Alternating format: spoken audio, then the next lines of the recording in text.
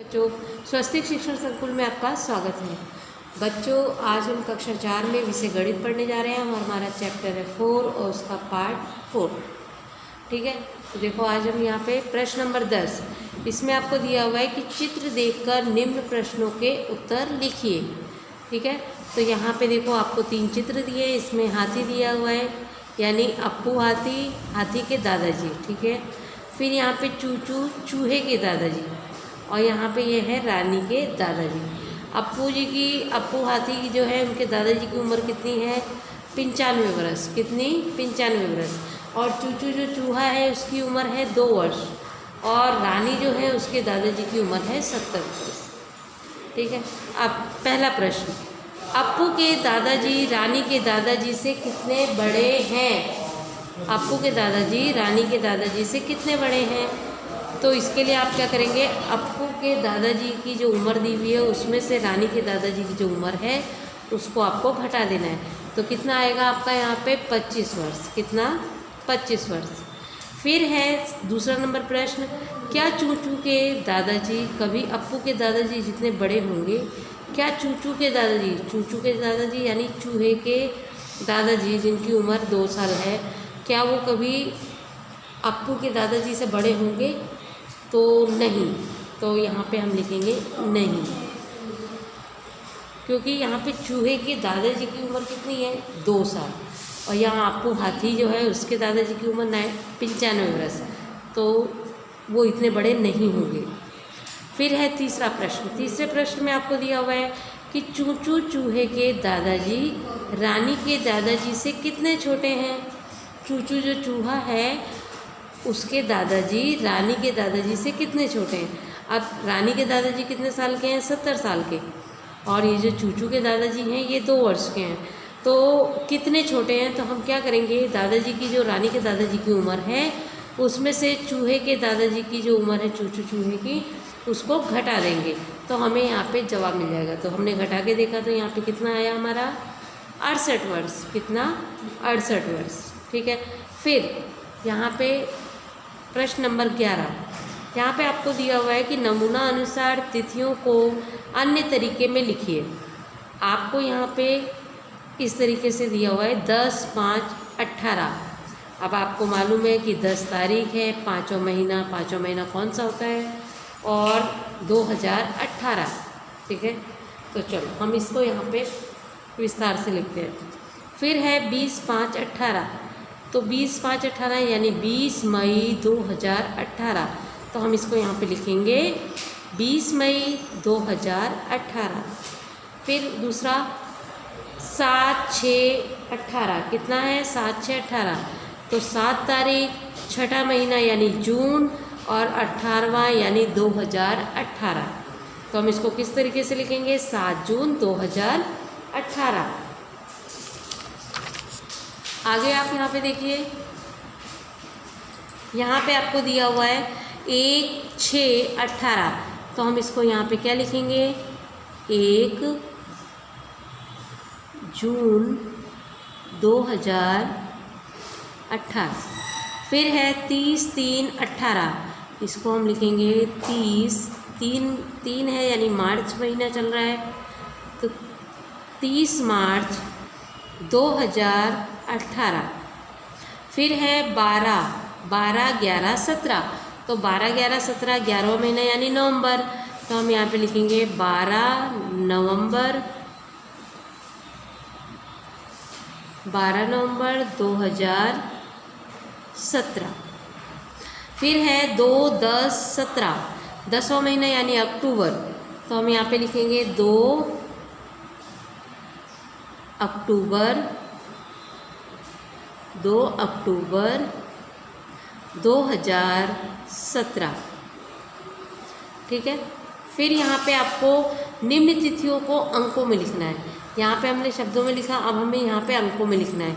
यहाँ पे आपको महीने शब्दों में लिखे हुए हैं, तो आपको इसको अंकों में करना है। 1 जून 2006। तो हम क्या करेंगे यहाँ पे? 1 जून यानी 6वां महीना, फिर 2006। तो क्या लिखेंगे हम यहाँ पे? 06, 9, 1/6/6। फिर है 30 मई 2006, तो हम यहाँ पे लिखेंगे 30। फिर 5वां महीना ये आया हमारा मई का, फिर 2006 यानी 06। फिर तीसरा है आपका 10 अगस्त 2007, तो यहाँ पे क्या आएगा 10 अगस्त का महीना यानी 8वां, और 2007 यानी 07। ठीक है।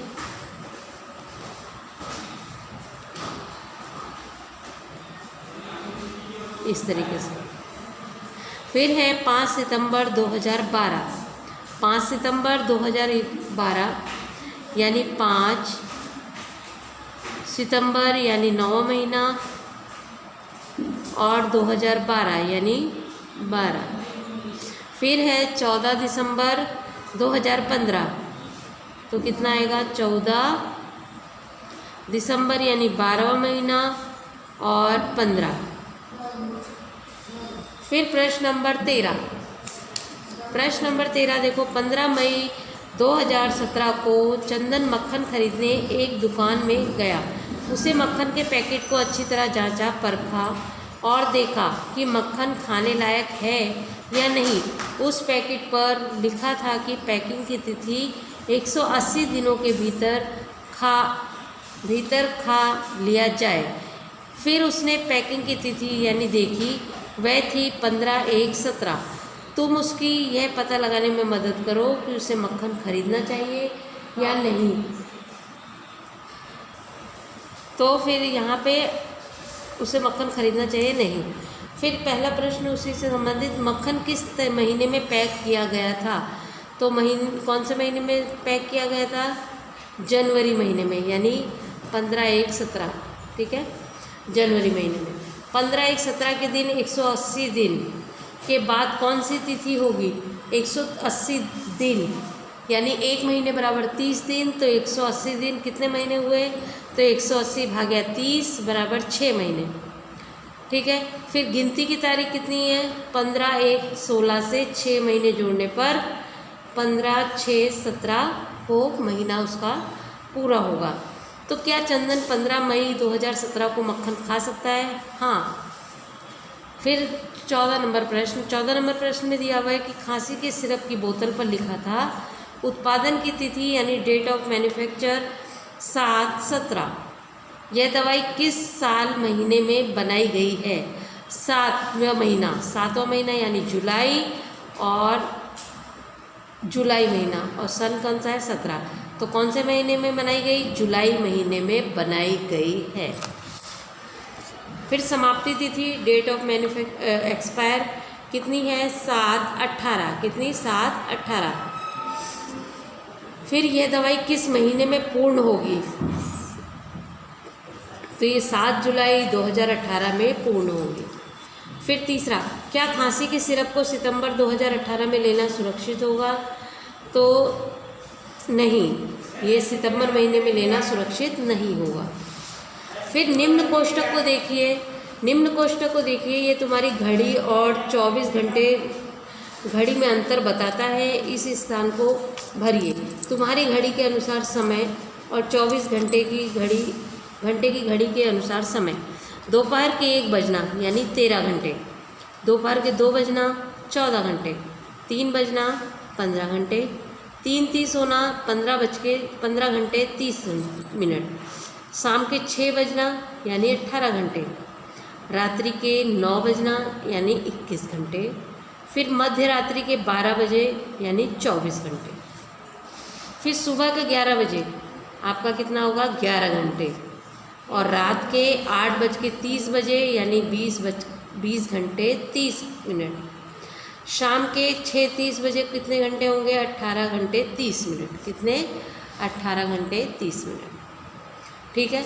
तो बच्चों यहाँ पे आपने देखा, आज इस वीडियो में यहाँ पे हमने उत्पादन तारीख और समाप्ति तारीख तथा तिथियों को अंकों में किस तरीके से लिखा जाता है, तिथियों को शब्दों में किस तरीके से लिखेंगे, वो यहाँ पे आपने पढ़ा। फिर उसके बाद में यहाँ पे घड़ी में समय के अनुसार कि अगर आपकी घड़ी में 1 बज रहे हैं तो 24 घंटे की घड़ी के अनुसार उसका समय कितने घंटे का होगा, तो ये यहाँ पे आपको मैंने समझाया है। तो आज की इस वीडियो में यहाँ पे जितना भी मैंने आपको स्वाध्याय में लिखवाया है, इसको आपको क्या करना है, अपनी स्वाध्याय में भरना है और फिर उसके बाद में अपनी नोटबुक में करना है। तो आज की वीडियो के लिए इतना ही बच्चों। जय गायत्री।